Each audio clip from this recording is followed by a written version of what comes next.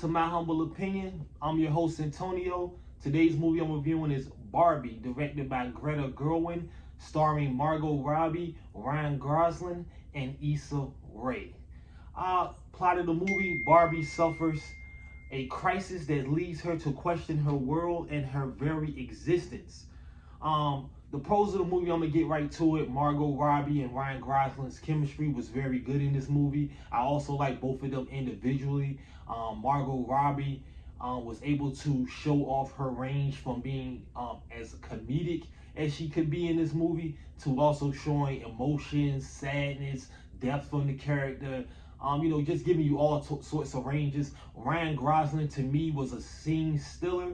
I believe he actually stole the show of this movie, in my opinion. I thought him playing Ken, he was over the top as the character needed to be.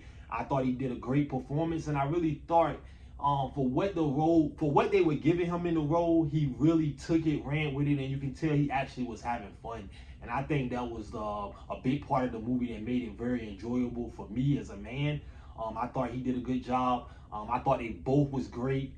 The atmosphere of the movie I thought was very good as well. When you're in Barbie Land, there's their houses are made. If you're a woman and you had a Barbie doll house, all their houses are made like a Barbie doll house. And I thought that was great atmosphere. The colors, the musical choices in the movie was very good. I also thought the movie was very thought provoking. The movie has a lot of, the movie concept is basically going over men and women double standards in the real world and versus Barbie Land, and they did a good job in really displaying that. And then some of the cons of the movie, just to get right into it, I thought, if you know Will Ferrell, he's a very, he's one of the better comedians over the past 10 years, been in a lot of different movies. To me, in my opinion, in this movie, he just didn't hit. I thought his character felt out of place. You spend half of the movie in Barbie world, you spend the other half of the movie in the real world. And when you're in the real world, it really feels like, you're living your everyday life in the real world.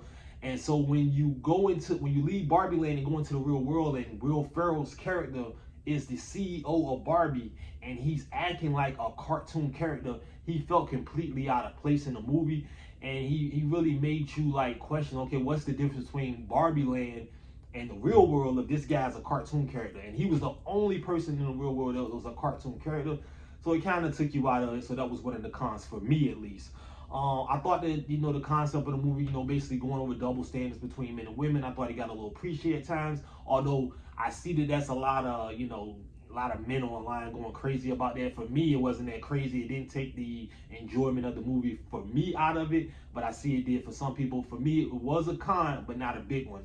And then the ending of the movie didn't make a lot of sense for me. And I get into that in the spoiler section. But the ending of the movie didn't make a lot of sense, although I don't think it, again, was that big of a deal where it didn't make me enjoy the movie. On a scale of 1 to 10, I rate this movie at 8.5. No, I think I'm going to go with 8. I'm going to rate this movie at 8. I definitely think it's a solid movie. I think it's very good to very good. And do I think it's worth your price of admission? I do think that. I think if you have a wife, if you have a daughter, if you have a boyfriend or girlfriend or husband, I do think you can go to this movie and enjoy it. Even with the kids, of course. There are 2 jokes in the movie that are very adult themed, that caught me off guard because there's a lot of kids in the movie theater. But I do feel like, if your kid's young enough, they won't catch on to it. So I do think that won't be a problem. This movie is obviously catered to teenagers and kids. There are some adult themes in it, but I do think it's perfectly fine for kids. Just going over now getting into spoilers. Okay, so the movie starts out, it gives you a tour of the Barbie world, the Barbie Land, and let's say Barbie world. Gives you a tour of Barbie world. You got Barbie, you got Ken. Ken comes off. His whole character is basically to live for Barbie. All the Kens in Barbie Land live for Barbie. They do whatever they say.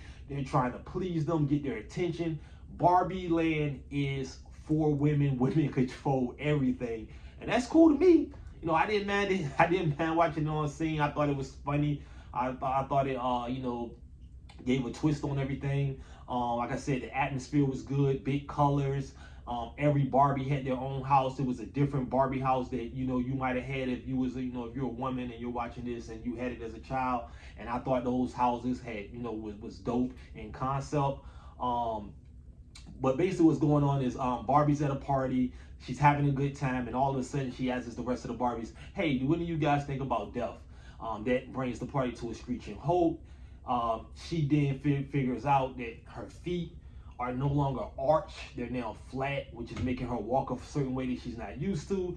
They tell her that she's having a malfunction. She needs to go see Weird Barbie, who dealt with the same thing but wasn't able to come back from it. So she goes to Weird Barbie, who's supposed to have all the answers. Weird Barbie tells her that somebody who's controlling you in the real world is having such an emotional down spiral that is affecting you in Barbie Land, and you need to go to the real world to travel there to fix the situation. To fix yourself is the only way to fix yourself, or you're gonna end up like me, Weird Barbie, and you're gonna be busted. So when she decides to travel to the real world, of course, Ken's gonna tag along because he wants to do anything Barbie's doing. He has no thought process of his own. So Ken, he goes with Barbie. They travel to the real world. When they travel to the real world, what I found to be interesting is that Barbie is immediately looking at the world as almost like, not impressed, very sad. Where's the women? Where's the women empowerment? And Ryan Gosling character, and he plays it very subtle. It's very subtle. You got to kind of watch him progress into his character with it. But he immediately notices that men are looked at as, the top dogs of the planet. He's looking at men and they're actually appreciated. A woman asks him, "Hey, what time it is?" And he can't believe a woman even asked him a question. So that in itself is something new to him. So with that being said,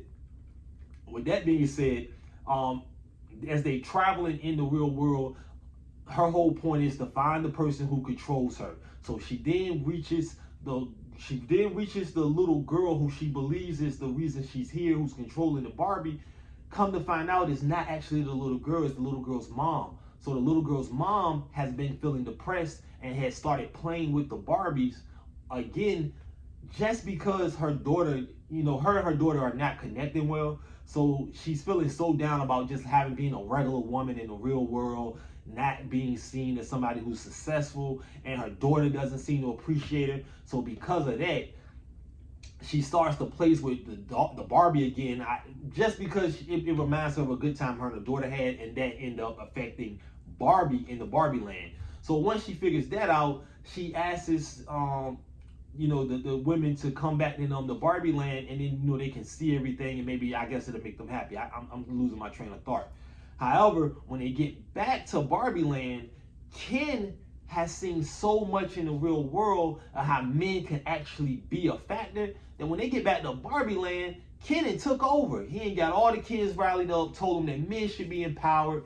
He's ready to take over, and he completely took over Barbie Land. So when Barbie gets back, she has the mom, she has the daughter. They're back and they're looking around, and the whole world has been kind of taken over by the Kens, because all the men are named Ken and all the women are named Barbie. So the Kens are taking over. They took it over the Barbie houses. The Barbie houses they're saying that this is Ken's place and you can ask to come in, but we don't have to let you come in. We have our own train of thought. So now Barbie's feeling down. She's feeling defeated in the real world. She's feeling defeated a little in now in Barbie Land, and they decide to rally back and come together. So now, the Barbies are, trying to rally back. They're trying to figure out, okay, well, how can we get our place back to where it was?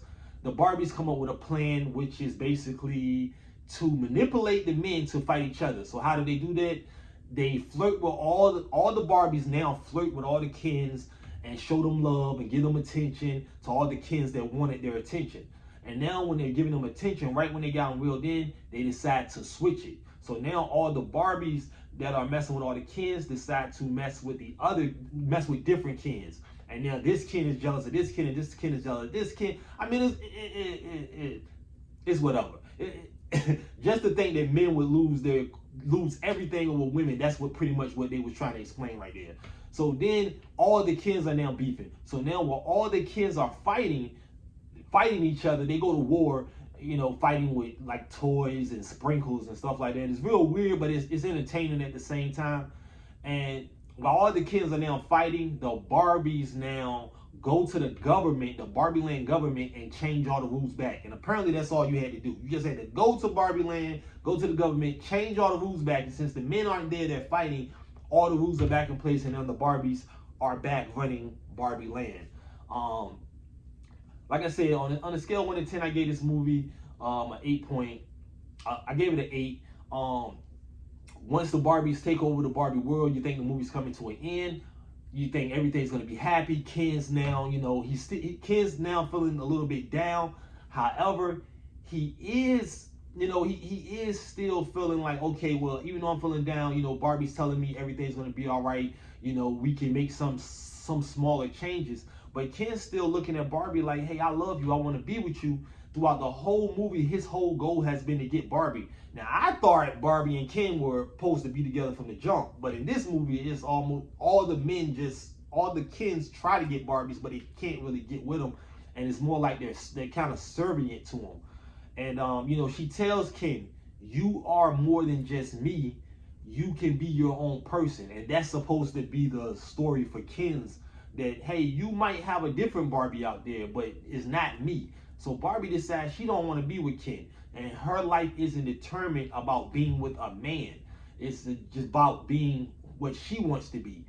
And this is where the movie kind of lost me, because at the end of the movie, Barbie doesn't even want to be in Barbie Land anymore. She, for some reason, they gave you none of this. Why she would actually want to be in the real world.